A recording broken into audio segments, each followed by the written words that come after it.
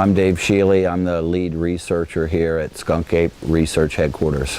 I'm considered to be the best at researching skunk apes. When I was 10 years old, I was out hunting with my brother Jack, and we had heard stories about the skunk ape, but when I was 10 is when I saw my first skunk ape here in the Big Cypress Preserve. I was out with my brother. We were taking a walk.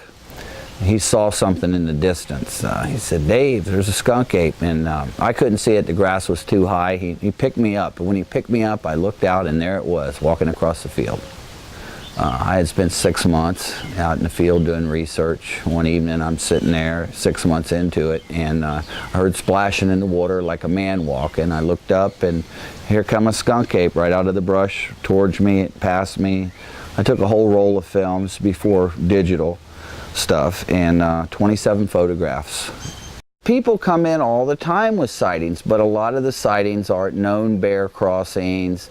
They don't get into specifics about if it was on 2 legs. It was just a black animal. So I write a lot of that off. The most recent sighting that I feel was enough witnesses was there was some road constructions going on nearby about 20 months ago.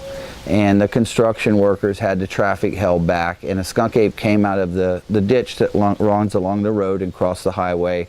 And there were over 20 witnesses at one time there. It was on 2 legs.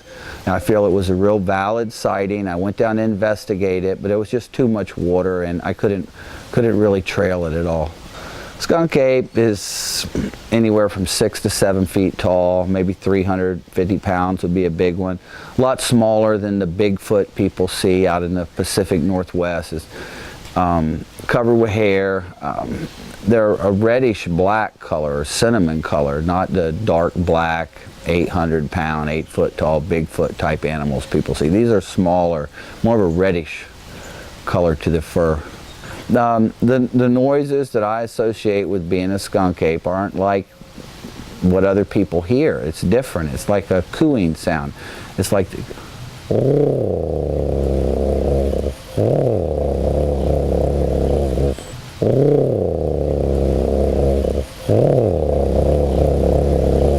more like that.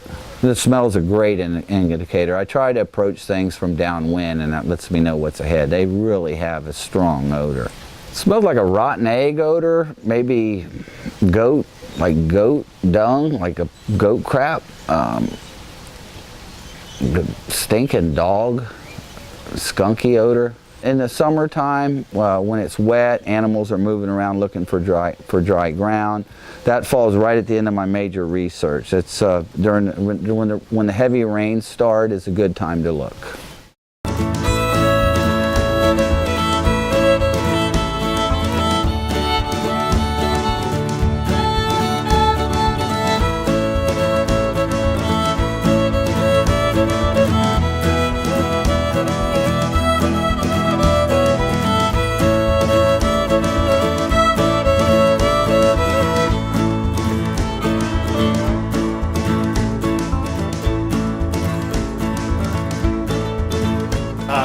From Texas.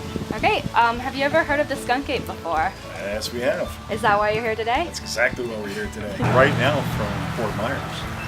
Have you ever heard of the skunk ape before? Yes. I'm from Palmetto Bay, which is right outside of Miami, Florida. Fort Lauderdale, Florida. Have you ever heard of the skunk ape before?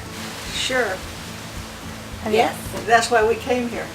Have you ever had a sighting of the skunk ape? No. I haven't, but my son has.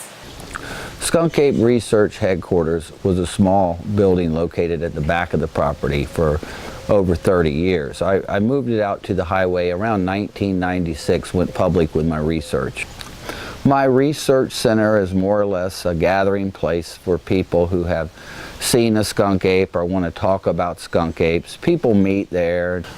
I don't have a whole lot to offer in the shop itself. Some drinks, maybe some ice cream. I do sell t-shirts, but that's mainly just to fund my research. People are interested, a lot of people. I would say in the last 20 years, thousands and thousands of people have arrived here in the Everglades looking for skunk apes. Do you have any final closing statements or anything else you'd like to add? What are y'all doing tonight?